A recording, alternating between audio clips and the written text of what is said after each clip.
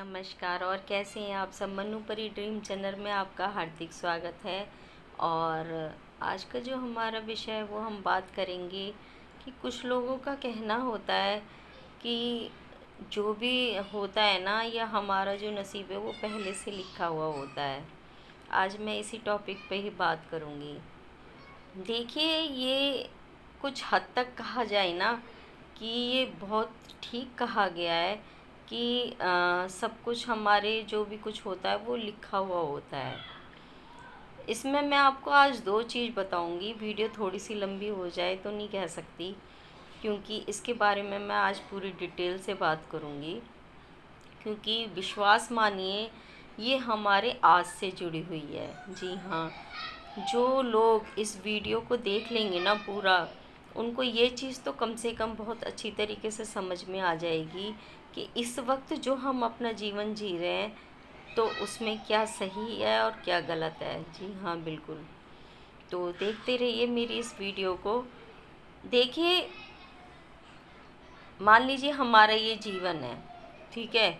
हमें पता है इसमें हम अच्छा कर रहे हैं, गलत कर रहे हैं। इसमें भी दो कैटेगरी के लोग होते हैं कि जिनको पता होता है कि हम बुरा कर रहे हैं, लेकिन वो उस पे हावी हो जाते हैं। वो कहते हैं नहीं, मैं ही ठीक हूँ, मैं ही ठीक हूँ। उनको पता है कि हम गलत कर रहे हैं, लेकिन वो कहते हैं कि नहीं ठीक है। मतलब हर चीज़ में अपने आप को ऊपर रखना, जबकि उनका ज़मीर अच्छी तरह जानता है कि वो गलत कर रहे हैं। इसमें एक इंसान ऐसा भी होता है जो हमेशा अपने ज़मीर की सुनता है, कितनी भी मुश्किलें आ जाए, कितना भी कुछ भी हो जाए, लेकिन वो अपने सच्चाई के रास्ते से नहीं हटता। वो हमेशा सच पे चलता है, ठीक है। वो हमेशा यही मानता है कि नहीं, मुझे जो भी करना है वो सही तरीके से सच पे चल के करना है, किसी का दिल नहीं दुखाना है। और उसमें भी कोई अगर उसका दिल दुखाता है तो वो उस पर भी कुछ नहीं कहता, चुप लगा जाता है। क्यों? क्योंकि उसको भगवान के ऊपर विश्वास है, ठीक है। उसको किसी के कहने से या कुछ करने से या बुरा बोलने से उस पर कोई प्रभाव नहीं पड़ता। क्योंकि जो लोग भगवान को जान लेते हैं ना, जो उससे वाकिफ़ हो जाते हैं, वो जो एक शक्ति है उससे बिल्कुल परिचित हो जाते हैं, उसमें घुल जाते हैं, उसके अंदर खो जाते हैं, तो फिर उसको इस सृष्टि की किसी भी चीज़ से फ़र्क नहीं पड़ता। जी हाँ, बिल्कुल मैं सच कह रही हूँ। उसको इस सृष्टि की किसी भी चीज़ से फिर मोह माया नहीं रहती, चाहे फिर वो इंसान हो, पैसा हो, ज़मीन जायदाद हो, कुछ भी हो। उसको सिर्फ भगवान में लगन लग जाती है, ठीक है। तो इस चीज़ को मैं आज आपको बताऊंगी कि देखिए, इस जन्म में हम अच्छे कर्म कर रहे हैं या बुरे कर्म कर रहे हैं, जो भी कर रहे हैं वो हमारा लिखा जा रहा है। बहुत लोग इस बात को मानते हैं, नहीं मानते हैं। जो नहीं मानते उनको नहीं पता है, उन्होंने उनको, लेकिन जिनको पता है, क्योंकि देखिए ये बात हकीकत है कि आज हम जो भी कुछ कर रहे हैं ना, उसका एक एक सेकंड का हिसाब लिखा जा रहा है। अब वो डिपेंड आप पे है कि वो आपको हिसाब सही लिखवाना है या गलत लिखवाना है, क्योंकि उसके अनुसार ही आपको जन्म मिलता है। ये बात हकीकत है।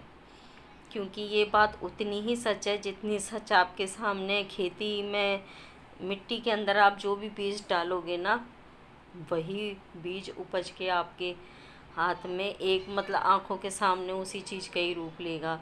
अगर आपने करेले के डालें या आपने गेहूं के डालें, किसी भी चीज़ के डालें, देखिए जो आप बोओगे वही आपको मिलेगा। मेरे कहने का मतलब सिर्फ इतना सा है।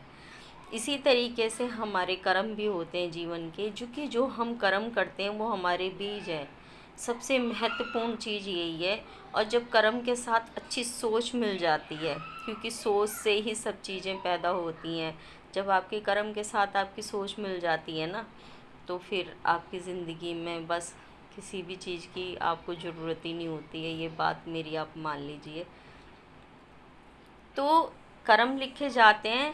हमारा लिखा जो लिखा हुआ जो भी सिस्टम होता है हमारा, अच्छा बुरा, या हमने क्या किया क्या नहीं किया, वो सब लिखा जाता है। बिल्कुल ठीक बात है, ठीक है। उसके बाद में आता है हमारा दूसरा जन्म। क्योंकि जो हमने कर्म किया, हमने शरीर छोड़ा, वो हमारा भगवान ने लिख दिया, हमें जन्म दे मिल गया, ठीक है, इंसान का ही मिल गया।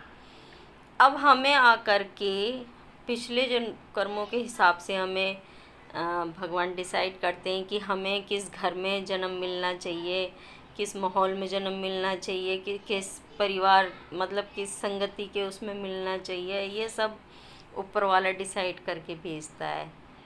किस चीज़ से? हमारे कर्मों के बेस पे। ठीक है, यहाँ तक हमारे जो पिछले कर्म थे वहाँ तक हमारा ये सिस्टम होता है। लेकिन क्या आप जानते हैं, जैसे जैसे हम बड़े होते हैं, मतलब बच्चे के रूप से जब हम किशोर अवस्था में आ जाते हैं, ठीक है, मैं बात करूँ 12 साल से ऊपर की, तो हमारे कर्म लिखना शुरू हो जाते हैं। उससे पहले सब चीज़ों की माफ़ी होती है, हम जो भी करें, लेकिन उसके बाद फिर हमारे कर्म दोबारा लिखना शुरू हो जाते हैं, इस जन्म के भी। ठीक है, अब क्या होता है कि हमने पिछले जन्म में जो किया वो तो ऐड है ही है हमारे इस जीवन में, लेकिन हमने पिछले जन्म में कुछ गलत किया, ठीक है, ये अच्छा किया। आप मेरी बात को समझना, मैं आपको ये बोलूँ कि हमने पिछले जन्म में बहुत गलत किया, उसके हिसाब से हमें बिल्कुल मतलब गंदे लोगों में और उस तरीके से हमें मतलब बहुत ही परेशानी वाला जीवन मिल गया। ठीक है, अच्छे लोग नहीं मिले, पैसा नहीं मिला, रहने को घर नहीं मिला, अच्छा परिवार नहीं मिला, कुछ भी नहीं मिला। ठीक है, लेकिन अगर आप इस जन्म में भी भगवान ने किसी वजह से आपको कुछ सोच के आपको दोबारा से इंसान का जन्म दिया, ठीक है, तो आप शुक्र मनाइए। क्योंकि अगर आपने इस जन्म में भी अगर अच्छे कर्म नहीं किए ना, तो आपका जो लिखा हुआ था वो मैं कह नहीं सकती कि कितना दुगना हो करके, और ना जाने कितने उस तक आपको भुगतना पड़ेगा, जिसको हम कहते हैं 84 योनियों को भोगना। ठीक है, ये बात जब आती है जिसमें कि कर्म बहुत ज़्यादा बुरे भी हो जाते हैं, कर्म लिमिट में भी रहते हैं और बहुत सही भी हो जाते हैं, कैसा भी जो भी होता है। इस पे मैं आपसे ये कहूँ कि एक मतलब एक कहानी बताऊं कि एक किसान होता है, बहुत ही सीधा, बहुत ही भगवान पे श्रद्धा रखने वाला। उसकी एक दिन उसका बेटा होता है और वो उस गाय होती है उसके पास में, एक खेत होता है छोटा सा जिससे वो अपने घर का गुजारा चलाता है। एक दिन उसकी गाय चली जाती है, तो वहाँ के लोग बाग इकट्ठे होके बहुत उससे बोलते हैं, अरे बेचारा कैसे कैसे करता था, इसकी तो गाय भी चली गई, क्या होगा, कैसे होगा, दोनों बाप बेटों की ज़िंदगी कैसे कटेगी, क्योंकि बेटा भी उसका छोटा होता, ज़्यादा बड़ा नहीं होता। तो वो सिर्फ आराम से मतलब बड़े नर्म स्वभाव में सिर्फ एक ही बात बोलता है कि जो ईश्वर को मंजूर वो होगा। ठीक है, जैसे वो रखेगा वैसे ही हम रहेंगे, क्योंकि उसका विश्वास, कहते हैं विश्वास बहुत बड़ी चीज़ होती है। विश्वास करो तो आंखें बंद करके करो, और वो उस शक्ति पे, उस पे तो कभी संकोच ही मत रखो आप, क्योंकि वही आपका असली साथी है। तो आप विश्वास नहीं मानोगे, 3-4 दिन के बाद जब वो गाय लौट के आती है, तो वो गाय के साथ में और 2-3 गायें और चली आती हैं। ठीक है, तो सब कहते हैं, अरे ये क्या हुआ, ये तो चमत्कार है। अरे भाई, तेरी उसको तो हम मान गए कि मतलब हम तो इतनी टेंशन ले रहे थे, लेकिन तेरे अंदर बिल्कुल भी टेंशन थी तो भगवान के ऊपर बैठा था, देख वाकई में ये तेरी गाय तो और 3-4 गायों को लेके आ गई। ठीक है, उसका लड़का बड़ा खुश होता है, और फिर उनकी और भी मतलब सही सिस्टम हो जाता है, उससे दूध वूध निकालना जो भी है, जो भी उनका सिस्टम था और भी सही हो जाता है। ठीक है, उसके बाद क्या होता है, थोड़े दिनों के बाद में उसके लड़के का एक्सीडेंट हो जाता है। ठीक है, तो वो गाय को लेके जा रहा होता है, एक्सीडेंट हो जाता है, तो गांव वाले बोलते हैं, अरे भाई तेरे पे तो पहले भी बहुत मार पड़ी थी, अब तो फिर पड़ गई, तेरे साथ भगवान अच्छा नहीं कर रहा, कभी कुछ कर देता, कभी कुछ कर देता है। बच्चे का एक्सीडेंट, एक लौता बच्चा होता है, फिर भी वो नहीं घबराता, फिर भी वो एक ही चीज़ कहता है कि भगवान जो करते हैं अच्छे के लिए करते हैं, और इसमें भी उनकी इच्छा है, वो जैसा रखेंगे मैं वैसे ही रहूँगा। बिल्कुल नहीं डगमगाता, बिल्कुल भी उसको कोई 1% टेंशन नहीं होती। और विश्वास मानोगे कि बहुत ही डिफ़िकल्ट वो पोजीशन होती है, लेकिन गांव वाले कहते हैं यार तू तो पागल हो गया, इसको दिखा विखा ऐसे तूने छोड़ रखा है बिल्कुल, मतलब तुझे तो टेंशन ही नहीं है, तेरा बेटा मरने का कगार पे तू। तो वो कहता है कि आप टेंशन मतलब उसका इलाज चल रहा है ना, उसको कुछ नहीं होगा, मुझे अपने भगवान पे भरोसा है, वो जो भी करते हैं अच्छे के लिए करते हैं। इतने में वहाँ पे एक महात्मा जी आते हैं, और महात्मा जी आते हैं, वो कहते हैं बेटा मुझे कुछ खाने के लिए दे।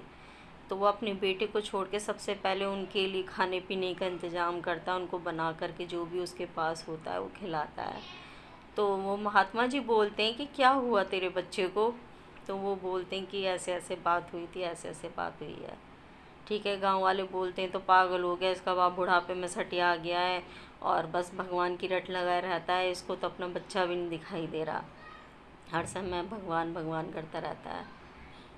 तो महात्मा जी कहते हैं कि आप लोग जो हो ना वो सिर्फ वर्तमान को मतलब आज को देख के चलते हो, सिर्फ और सिर्फ आज को देख के, लेकिन जो भगवान होते हैं ना वो भविष्य भूतकाल वर्तमान सब चीज़ों को देख करके करते हैं।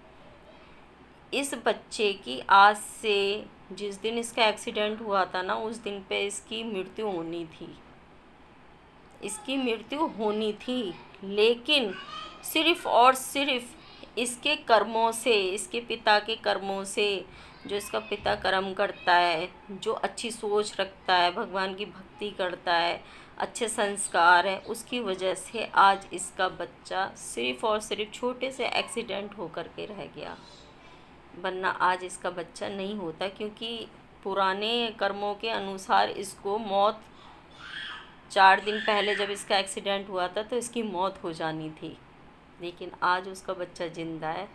तो वो उसी विश्वास पे ज़िंदा है, क्योंकि कहते हैं अगर हमारी कर्म अच्छे हैं ना, हमारी सोच अच्छी है, तो हम लिखे हुए को भी बदल सकते हैं। इस बात को आज आप मेरी नोट कर लीजिए कि अगर आपकी सोच खाली कर्म, लोग वह कहते हैं अरे हम तो बहुत मेहनत करते हैं, हमारी तो पूरी ज़िंदगी निकल गई, हमें मेहनत का फल ही नहीं मिलता। मेहनत का फल खाली वो तो आप अपने स्वार्थ में कर रहे हैं ना। देखिए कमाना तो हर किसी को पड़ेगा, वरना आप पेट कैसे भरोगे, वो आपका स्वार्थ है।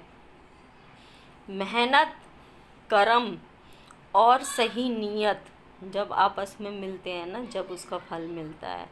ऐसा नहीं है कि खाली आप मतलब नौकरी करने चले गए, सुबह जा रहे शाम को आ रहे हो, 36 गाली किसी को सुना रहे हो, किसी की चीज़ पे आपने गलत नीयत डिगा रखी है, या किसी की लड़की को छेड़ रहे हो और फिर कह रहे हो हमने तो पूरी ज़िंदगी मतलब ऐसे निकाल दी मेहनत में, हमें तो कुछ मिला ही नहीं। नहीं जी नहीं, ऐसा नहीं होता। अगर आपकी सोच गंदी है, ठीक है, आपकी सोच अच्छी नहीं है, आप किसी के लिए बुरा भी सोच रहे हो ना, बुरा करने की छोड़ो, अगर आपके दिमाग में किसी के लिए बुरी सोच भी है ना, तो भी फिर कुछ नहीं हो सकता आपका। तो इसलिए अपनी सोच को सबसे पहले पॉजिटिव करें, अच्छा करें, किसी के लिए बुरा ना सोचें, किसी के लिए बुरा ना करें, और कर्म के साथ अपनी सोच को सबसे पहले फर्स्ट प्रायोरिटी दें, और कर्म भी अच्छे रखें। मेहनत के साथ कर्म और सोच अच्छी रखना बहुत ज़रूरी है। तो मैं मिलती हूँ नेक्स्ट वीडियो में। अपनी सोच को पॉजिटिव रखें और हंसते रहिए, मुस्कुराते रहिए। नमस्कार।